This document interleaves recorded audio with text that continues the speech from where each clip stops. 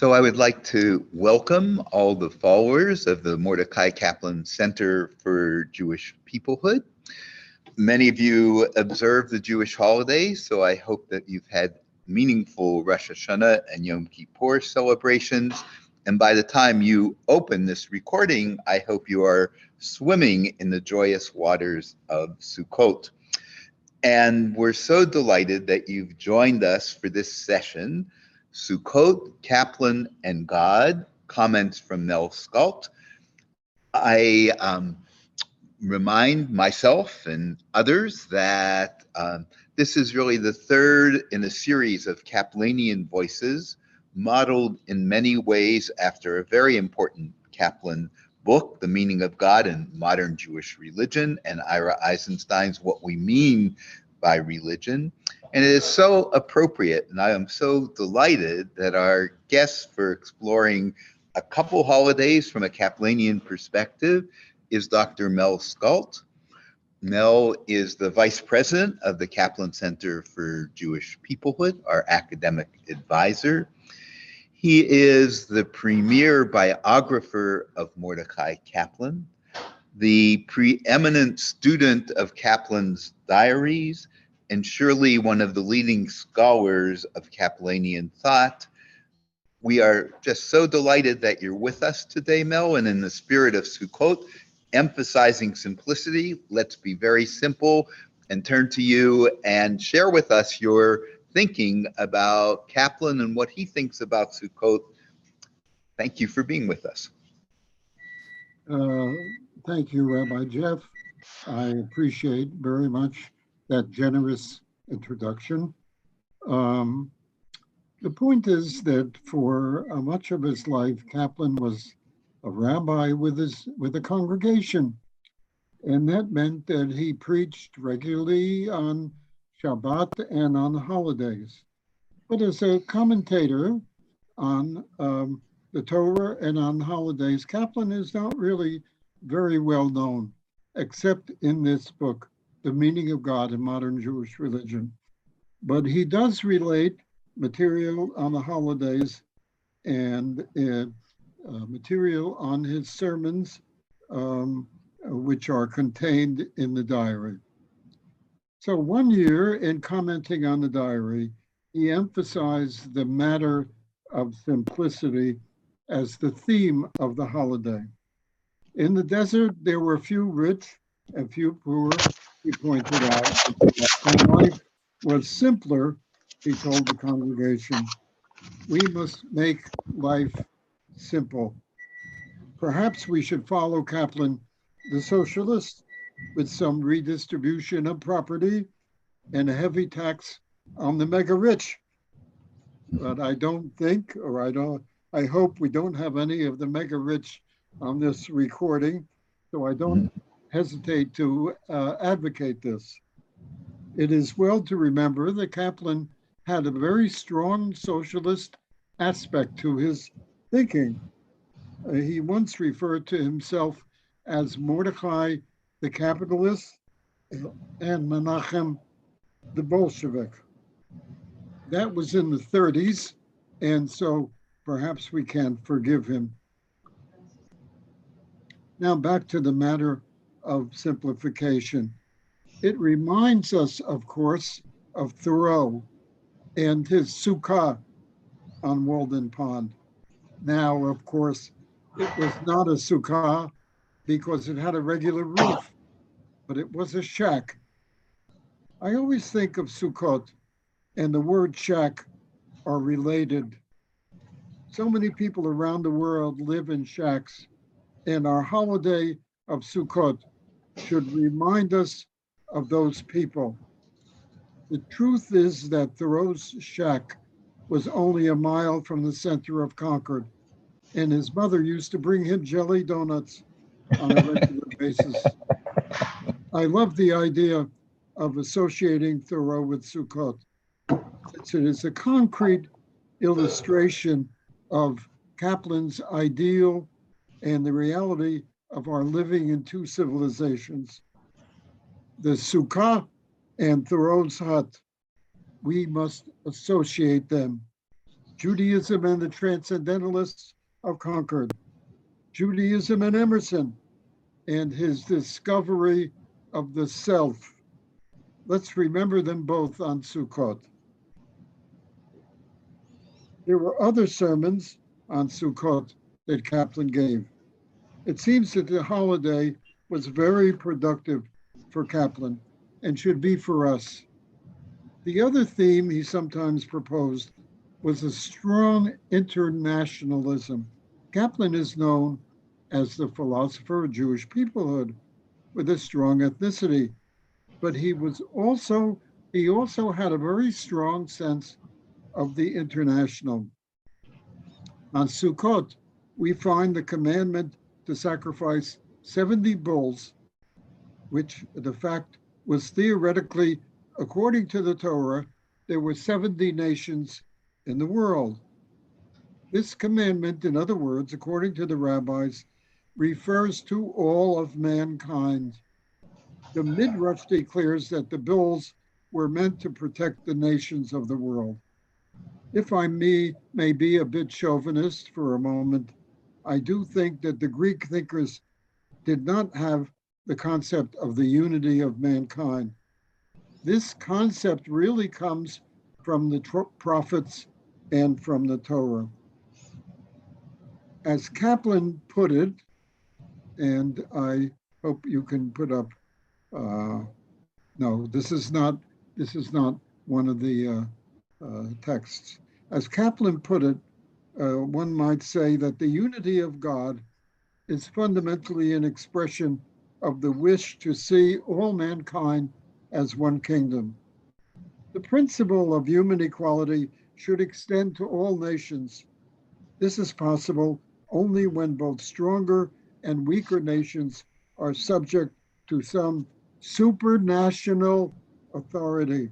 I want you to get what Kaplan is saying here, a supernatural national authority.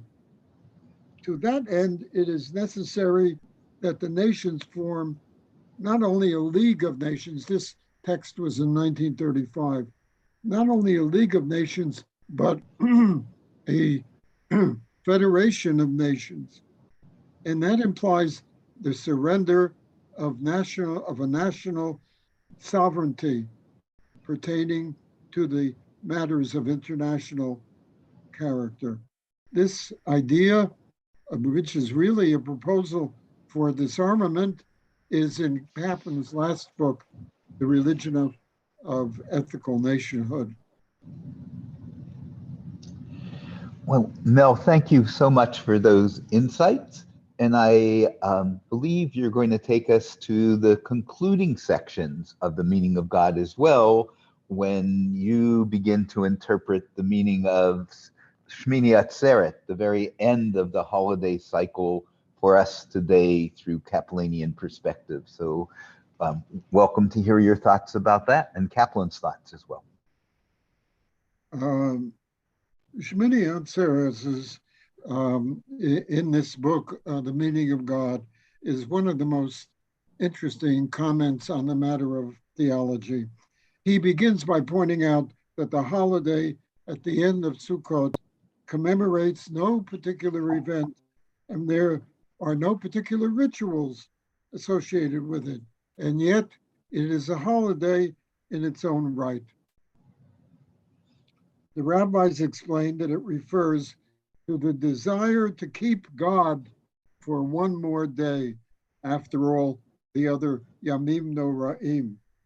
And it is a desire of God who regrets Israel leaving him. I hope all the people that come once a year hear that God regrets you're not coming on the rest of the year. So on the 8th day of Sukkot, this is another opportunity to commune with God. And this is the explanation of the rabbis. And Kaplan uses it as an opportunity to think of what it means to commune with God and to feel his presence. We who reject the traditional supernaturalism of the past have a major problem here. What does it mean in our context as Reconstructionists to feel the presence of God or to be in God's presence? This is our question and Kaplan's question. We must begin with ourselves, but of course we do not end there. Kaplan had strong naturalist tendencies in his mind and in his heart, but he is not the complete naturalist. His primary formulation, which is familiar to most of you, is God as the power that, and it includes the words not ourselves. In its complete form, it is God is the power not ourselves that makes for salvation. In other words, as he says here, we cannot confine our sense of the ultimate to ourselves. We must understand that we are not sufficient, that we are only a part of a larger whole. We find that for him, the connection to the ultimate begins with the self and our urge to a higher self. In my category, I have in my computer um, a category which I call the mystical Kaplan.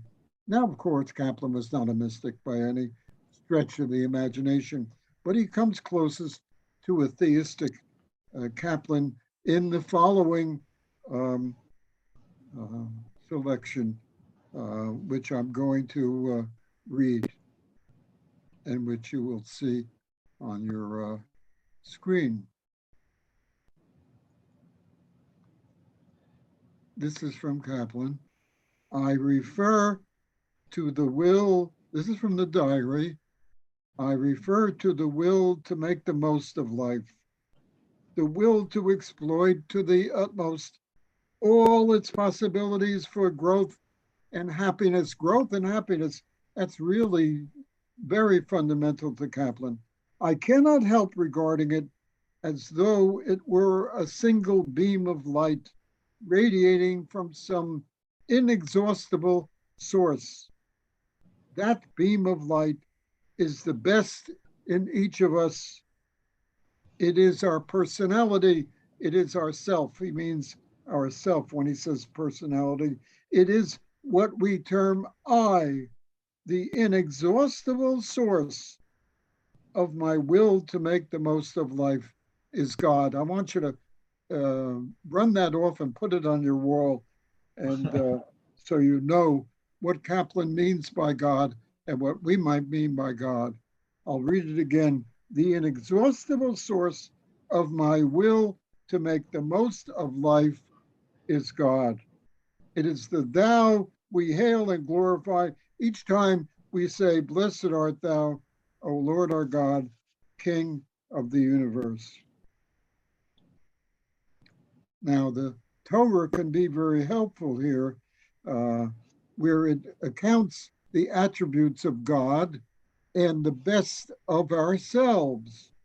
The Lord, we say in the Torah service, God is gracious and compassionate, patient and abounding in kindness and faithfulness, assuring love for 1,000 generations, forgiving iniquity, transgression, boy, we need that, and sin, and granting pardon.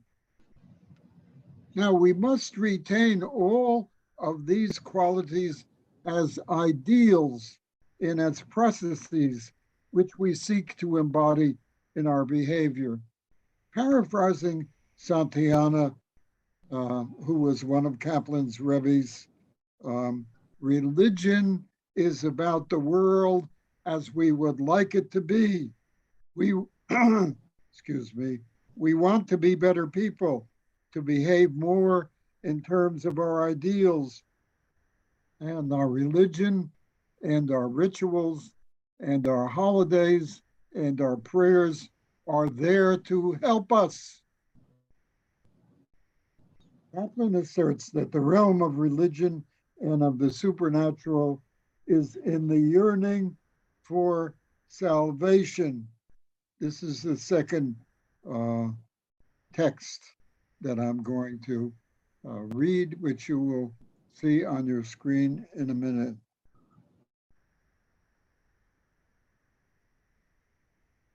It is in the yearning for salvation. I want to point out that it is not in the achieving of salvation, but in the yearning for salvation, for life's worthwhileness, for truth, goodness, and beauty, for their own sake, for freedom, justice, and peace in society. Man experiences, this is Kaplan, remember, something suprahuman or supernatural, not supernatural, but supranatural. One who experiences that yearning in himself and herself cannot be so vain or unreasonable as to believe that he or she is alone in the possession of such yearning. The most difficult step in achieving faith in God is thus the first one of achieving faith in oneself. That's from the Kaplan Diary in 1940. In dismissing the supernatural, Kaplan was most concerned with such beliefs that they contradict our experience and our rationality. For him, the supernatural of the tradition was filled with magic and superstition. But here in this text, he asserts not the supernatural, but the supranatural. Natural, which is the natural push to the ultimate. In order to understand the supernatural, or what Kaplan called the supranatural, we might simply call it the transcendent. We must turn, in order to understand that, we must turn to the matter of ideals. The realm of the supranatural is the realm of ideals. And in this regard, George Santayana, though a naturalist and quite critical of some aspects of religion, does give us insight into the realm of the ideal, particularly as we learn it from Plato. This great thinker has much to say about the realm of ideas and ideals, and Santayana, who is not a Platonist, gives us great insight into what Plato had in mind when he talked about ideas and ideals. For starters, Santayana clarifies the relationship between religion and ideals. He asserts that God, for the believer, is perfection personified. In other words, we take all our ideals and we personify them, and we think of these collectively as our God. This characterizes most religions and the religious way of thinking.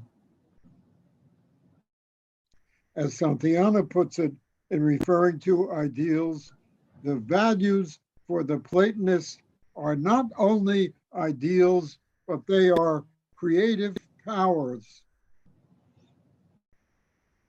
The question is, in what sense are the values or ideals powers? The ideals are powers in the sense that they move us to action, to our moral life, which is a reflection of ideals we hold dear. To think of the values we hold dear as powers gives them gravitas. It gives them seriousness, which they do not have as predicates. A power is what moves us. A power has energy. A power issues in action. And as Plato and Santayana suggest, these ideals not only have power, they have reality. For Kaplan, the naturalist, these ethical ideals, these powers, these absolutes, as he puts it, are what constitute God. We see here the primacy of process, the relationship between ideals and our moral life. To repeat again the formulation which we cited above and which you will see on your screen.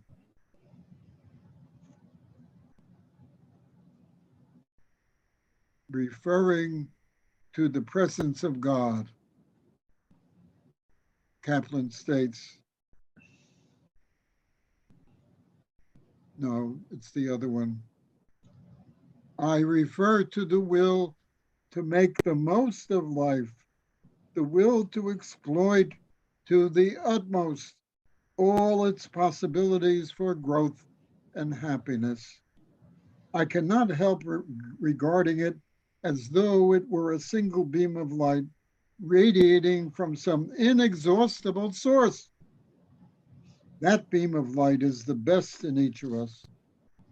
The best in each of us comes from some inexhaustible source, according to Kaplan. It is our personality. By that he means our self. It is what we term I, the inexhaustible source of my will to make the most of life is God. To make the most of life, that's really the most. It is the thou we hail and glorify each time we say, Baruch atah Adonai, blessed be thou, O Lord, King of the universe. This is from Kaplan's diary, 1942. I think this statement is deeply helpful in our understanding of Kaplan's notion of the presence of God. And the connection to Shmini Atzeret is very clear, where he experienced so deeply God's presence. Thank you. Well, and I want to thank Dr. Mel Scult for these rich and profound insights that he shared with us. I'm going to turn back to the emphasis on simplicity in booths just for a moment and remind you that our next webinar for the Kaplan Center is 9 days before we enter a different kind of booth, the voting booth.